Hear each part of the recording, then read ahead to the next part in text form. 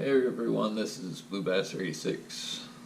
I'm going to be doing a review on the Fishon line spooler by Sportsman's Innovations. This is a line spooler slash line stripper spooling station. I've had it for a little while now. I've got to test it quite a bit, use it quite a bit, and I've really been impressed with it. It's really well made. It's made, you can tell it's made by people who fish. It's made by people who know what you need in one, what you want in one, and it's really well made. So I've got a bait caster I need to spool up, and I've got a spinning reel spool that I need to take the line off of and put the line back on. So I'm just going to do that real quick and talk about it a little bit as we go. So it's a really heavy duty, well built. It's not going to bounce around on you or anything. I'm sure it has, I believe, a screw hole through it there that you could anchor it if you really wanted it to be completely stationary. But I don't, so, and I haven't had any problems with it bouncing around or running around on me while I'm trying to spool a reel up, so I haven't bothered to take that step. So I got my little TAT 100 here that I'm going to be throwing jerk baits on all winter long. So we're going to throw some line on it real fast, get it ready. It kind of does double duty as a popper reel during the summer. Unfortunately, those days are about over, so it had braid on it, and now I have to take the braid off and put some mono on. So I already had the braid off of it. Now we're going to throw the mono on it.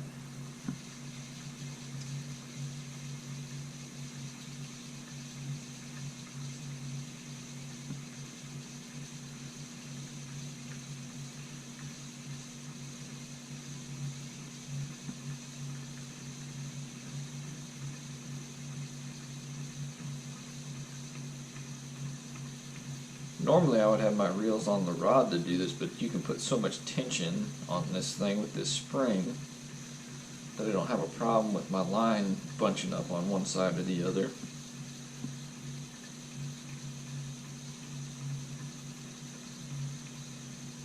And it just gets the line laid on the reel really nice,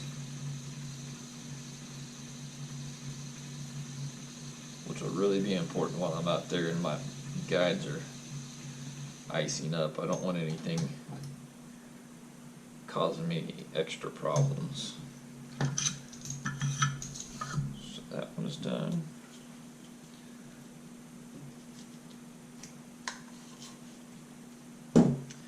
Now we got, this is one of my reels that I use for guiding, and I need another spool that has some heavier mono on it.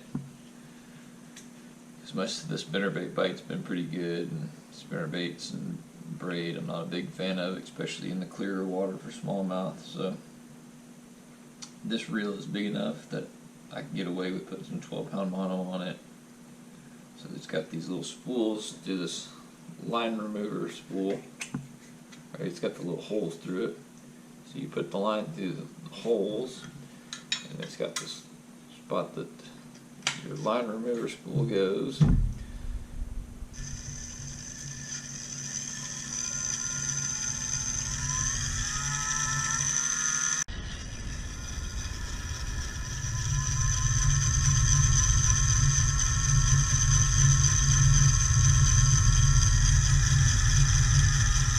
You crank this thing up and get it going pretty fast, but you gotta be ready, because it'll jerk the spool right out of your hand, or reel right out of your hand, whatever you got.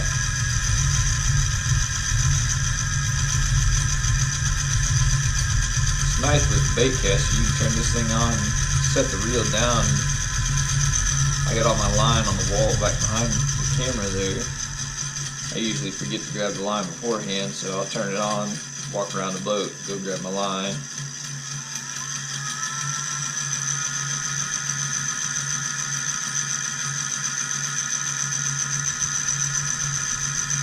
Without having to waste any time that way.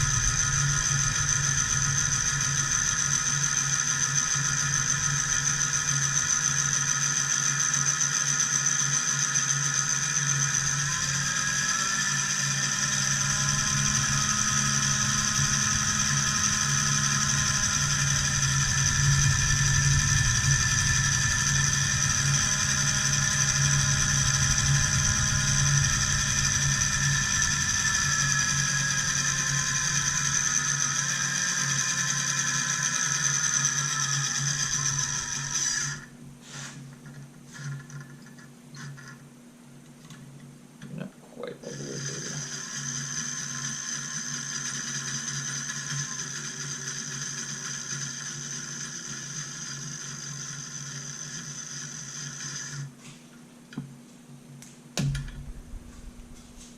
Alright, this does also, I should have done it with that bait caster, but I have my scissors right here. It's got a little line cutter that works really well also. So the spool just pops off, pop that end off, and all your line, you can just pull off the ends here.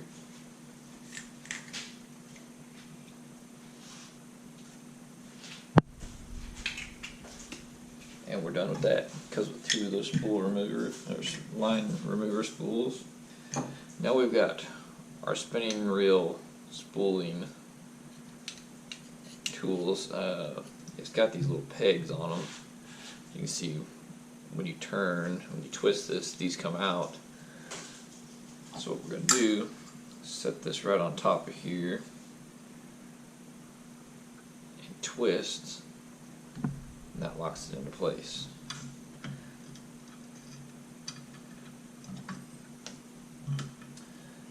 And the way this works is this line goes down through here and it feeds through this opening here, and then it goes through this little, like a bobbin that you thread the line on with.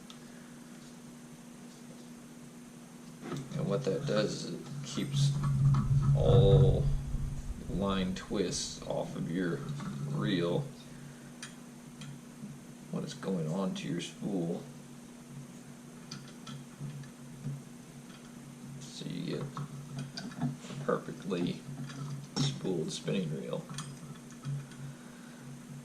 And I can tell you from having done this with a couple of my reels that I use for guiding, and one of them got used a lot just Sunday with a young man that was fishing a spinnerbait, and although I tried to tell him to close the bail by hand, he would not. And I was sure that that reel was going to blow up at some point during the day, and it never did.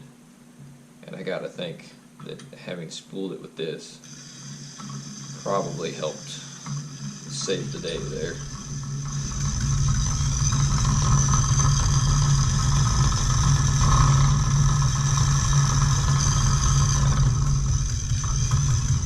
Make sure I got it on all the way.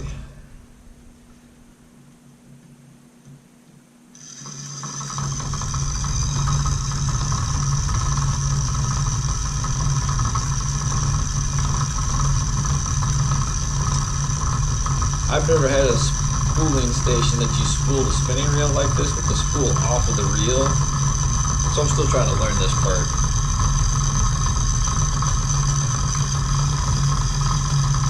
If I can quit tapping it with my finger and making it wobble.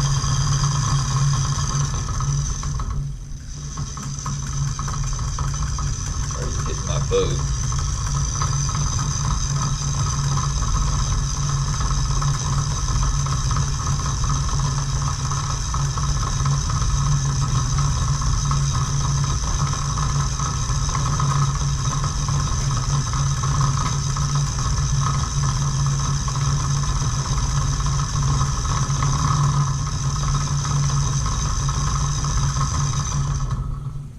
Hitting the boat, wasn't it? at any rate, still spooled that spool up real nice. Even with me doing my best to try to mess it up. Alright, so now we get that line cutter, just like that. Twist that spool off. There.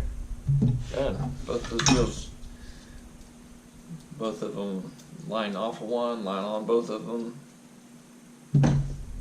They're done.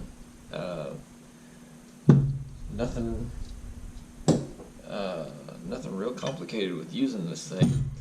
I'm definitely not a tech wizard by any means, and it didn't take me much trying at all to get it figured out. The hardest part I had was figuring out the spinning reel spooling tool, because this diagram shows it in an exploded view, and I thought it was supposed to come apart somehow. So thankfully I didn't work too hard taking them apart, so I didn't break it. But if you do buy one and you have a hard time using it, they have a website with videos that can walk you through it. So Fishon line spooler, it is an investment. If you're going to look into one, that would be my biggest con with it, is the price. It is a pricey piece of equipment,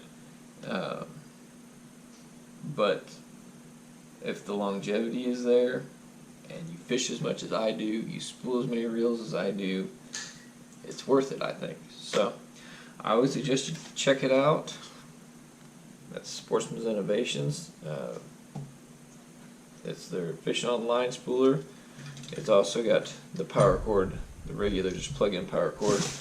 And if you're a mobile fisherman, maybe a tournament guy, you need to spool them in your RV, you need to spool them in your truck, spool them in your boat. If you got the cigarette lighter, you got the attachment to do that also. So you're not just stuck plugged into the wall if you don't have that available to you. So that's it. I would suggest, if you are looking for a good top of the line spooling station, that you go give them a look and see what you think. So.